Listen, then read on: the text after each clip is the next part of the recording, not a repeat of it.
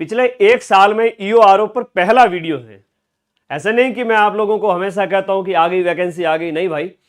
अब जब ऑथेंटिक सूचना मिली है और संभावना बनी है कि ये एग्जाम अब वैकेंसी आने वाली है और ईओआरओ आपको जल्दी देखने को मिलेगी। हाँ, तो इसके बारे में पूरी इंफॉर्मेशन आप लोगों को यहां इस वीडियो में मैं देने वाला हूं। ईओआरओ जो वैकेंसी है, सर क्या है इसके पीछे की खबर वो भी बता दीजिए, कब तक नोटिफिकेशन आ जाएगा और एग्जाम कब तक हो जाएगा। तो साल डेढ़ साल से मैंने कोई वीडियो नहीं बनाया था जब से इसका पेपर हुआ था। लास्ट ईयर की थोड़ी बात कर लेते हैं कि पिछला जो पेपर 2022 का था और 2023 में इसका पेपर होता है। ठीक है, मई के अंदर इसका पेपर होता है और कट ऑफ कितनी गई, 120 नंबर का पेपर होता है। 120 नंबर में कट ऑफ गई है वो 88 नंबर की। पद कितने थे, 100 सवा 100। कट ऑफ कितनी है, 75 77 78%। हमसे पढ़ोगे 80-85% क्वेश्चंस मिला देंगे, कट ऑफ से भी ज्यादा, चिंता ही ना करें। तो ये लास्ट एग्जाम जो था वो 3 साल पहले संपन्न हो चुका है ना। 3 वर्ष पूर्व ये वैकेंसी आयोजित हुई थी, 100 सवा 100 पदों पर थी। इस बार फिर से नई वैकेंसी ने दस्तक दे दी है। पहले इसके बारे में बात करते हैं कि ईओआरओ जो नई भर्ती है इसकी पूरी संभावना बन चुकी है। वित्तीय स्वीकृति के लिए फाइल भेजी जा चुकी है। आज एक 4 जून की हम बात करें, मिनिमम एज क्राइटेरिया वगैरह कितना है सब बताएंगे, आप चिंता ना करें। सारी A to Z इंफॉर्मेशन दूंगा इस वीडियो में। लास्ट ईयर का नोटिफिकेशन भी बताऊंगा। वित्तीय स्वीकृति के लिए फाइल आज 4 जून में कोई बड़ी खबर निकल करके भी आपको मिल जाएगी। टेलीग्राम चैनल माइंड में आपका ज्वाइन कर लेना, वहां पर मैं आपको इंफॉर्मेशन दे दूंगा। ईओ के 32 पद रिक्त हैं और 76 पद हैं वो नई नगर पालिकाओं के गठन के बाद में और खाली पद हैं। तो ईओ के पदों की बात करें, यानी एग्जीक्यूटिव जो ऑफिसर है उसके पदों की संख्या है वो 108 है। और इतनी बड़ी ये वैकेंसी है कि मतलब नौकरी की बात करें, सिर्फ एक एग्जाम देना पड़ेगा और वो भी एमसीक्यू टाइप का वनडे एग्जाम। एमसीक्यू टाइप का वनडे एग्जाम दीजिए और अधिकारी बन जाइए। आरएएस के अंदर जो स्टेट लेवल की सर्विस होती है उनके बराबर पे ग्रेड है इनका। अभी बताऊंगा मैं, 4800 पे ग्रेड है और अभियंता उसके अंदर तो 5400 ग्रेड पे है, उसकी भी बात करूंगा। उसकी बीई की क्वालिफिकेशन है, थोड़ा ध्यान से सुनिएगा। तो 32 तो रिक्त पद हैं और 76 पद नई नगर पालिकाओं के गठन के बाद में और रिक्त पद हुए हैं। तो 108 तो एग्जीक्यूटिव ऑफिसर के पद हैं। रेवेन्यू ऑफिसर के पदों की संख्या, राजस्व जो अधिकारी होता है ना, पूरा नगर का जो होता है ना बजट वगैरह उसके ऊपर बैठा रहता है, वो सब कुछ एक समझ लो, बस थोड़ा इशारा ही काफी है। इतना बड़ा पद है कि एक एग्जाम दो और बड़े अधिकारी बन जाओ आरएएस के समकक्ष। मतलब आप जो कहते हैं ना स्टेट सर्विस है, तहसीलदार है, डीवाईएसपी है, एसडीएम है, तो आरएएस में अंदर तहसीलदार की समकक्ष माना जाता है। अच्छा पद है। 52 पद है रेवेन्यू ऑफिसर के रिक्त पद। नोटिफिकेशन की बात करें तो मान के चलिए अभी अगर वित्तीय स्वीकृति मिलती है तो नोटिफिकेशन बहुत जल्द अभी आ जाएगा, जून जुलाई के अंदर। एग्जाम डेट की बात करें तो पिछली बार है वो कम से कम आपको टाइम मिला था 6 महीने का। तो 6 माह का अगर हम मान के चलें तो आपके दिसंबर जनवरी तक आपका पेपर हो सकता है। संभावित पेपर है कि 6 महीने आपको टाइम मिल जाए। वैसे बहुत आसान तैयारी है इसकी, ऐसे डरने की आवश्यकता नहीं है कि केवल ईओआरओ पर ही आप टाइम वेस्ट करें। मैं फिर से कहूंगा आप लोगों को, इसके अंदर थोड़ा सा बात करते हैं एग्जाम पैटर्न कैसा रहता है। सुनिएगा कि एग्जाम पैटर्न अंदर सिर्फ और सिर्फ एक बी पार्ट है, वही तैयार करना होता है। क्या नया है बात करते हैं।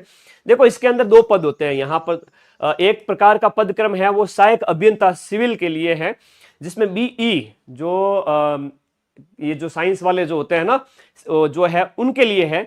और फिर अपना जो है पद क्रम 2 और 3 राजस्व अधिकारी और अधिशासी अधिकारी, जो राजस्व अधिकारी ग्रेड 2 और अधिशासी अधिकारी मतलब आरओ और ईओ वर्ग 4, इसके लिए क्वालिफिकेशन चाहिए आपकी ग्रेजुएशन, है ना, स्नातक।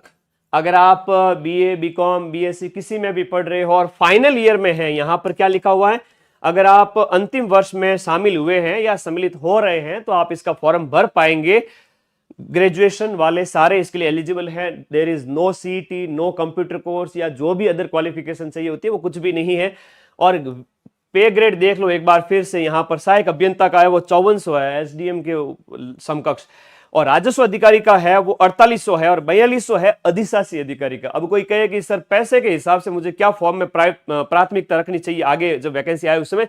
राजस्व अधिकारी आरओ है उसका जो है वो 4800 ग्रेड पे है, आरओ का ग्रेड पे 4800 है, ठीक है। और ईओ का जो ग्रेड पे है अधिशासी अधिकारी का वो 4200 है, ठीक है।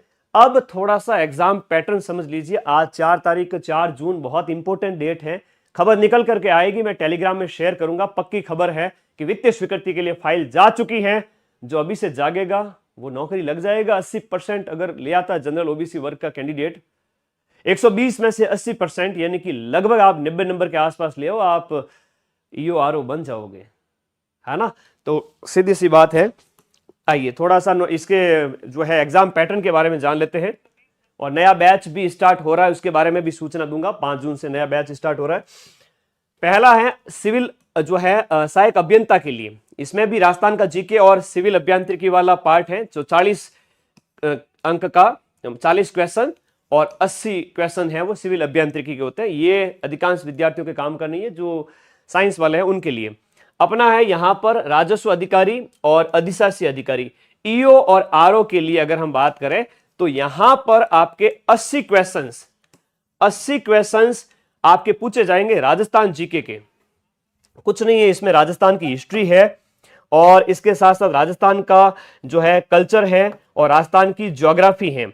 और इसके अलावा जो भारतीय संविधान है, राजनीतिक व्यवस्था, शासन प्रणाली, इंडियन पॉलिटी और राजस्थान जीके, ये 80 प्रश्न आएंगे और 80 नंबर के होंगे।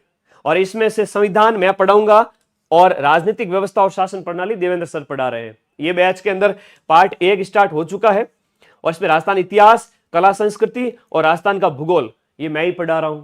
और जब मैं पढ़ाऊंगा तो 90% क्वेश्चन जीके वाले तो मैं कहीं छोड़ूंगा नहीं। तो मैं जो है सारे क्वेश्चंस मैं बात करूं 80 में से, इतना मेरा वादा है कि 70+ क्वेश्चंस इस भाग के अंदर मिल जाएंगे 70 से 75 के बीच में। आरपीएससी कितना ही कठिन प्रश्न दे देवे, उसमें से आपके 70+ क्वेश्चंस 80 में से मेरे से लेके जाइएगा। रही बात पार्ट बी की, जिसमें से 40 क्वेश्चंस पूछे जाते हैं, जिसमें नगरपालिका अधिनियम 2009, नगरीय निकाय से संबंधित नियम और योजनाएं हैं। 8 प्रमुख योजनाएं हैं और नगरपालिका अधिनियम है 2009 का, उसमें संशोधन सहित सारी चीजें मैं पढ़ाऊंगा आप लोगों को, नया अपडेट सहित। 5 जून से ऐप के अंदर पहली क्लास आएगी भाग बी की। भाग बी की पहली क्लास आएगी, सीरियस हो जाइएगा। जितने भी विद्यार्थी, देखो 100 पद भी मैं बहुत बड़े मानता हूं ईओआरओ के अंदर। आपके अंदर योग्यता होनी चाहिए अभी से पढ़ने की। आप कितना समझदार हैं, जो विद्यार्थी सिलेक्शन लेते हैं वो पढ़ना स्टार्ट कर चुके हैं। और कट ऑफ तो देखो कि सर ऐसे 100 पदों के लिए कट ऑफ क्या पता सर 90-95% जाएगी, नहीं भाई। पिछली बार की कट ऑफ देख लीजिए, वो कट ऑफ जो गई है वो 77-78% गई है। कितनी गई है सर? 78% लास्ट ईयर की कट ऑफ 78% आउट ऑफ 100% की हम बात करें कट ऑफ, या 120 में से 88 नंबर। इतना ही नहीं ला सकते क्या? वित्तीय स्वीकृति इसे मिलने वाली है और वित्तीय स्वीकृति मिलने के बाद सीधा आएगा आपका नोटिफिकेशन। और नोटिफिकेशन की जो है इंतजार किए बगैर लग जाओ तैयारी में। कुछ नहीं करना है, आप सीईटी की तैयारी कर रहे हो, आप आरएएस की तैयारी कर रहे हो, आप एसआई की अगर तैयारी कर रहे हो, आप सेकंड ग्रेड भी अगर पेपर दे रहे हो, फर्स्ट ग्रेड दे रहे हो, तो पार्ट ए तो इनसे तैयार हो जाएगा। पार्ट ए पूरा 80 क्वेश्चंस 80 नंबर तैयार हो रहे हैं। बचा भाग है वो पार्ट बी है।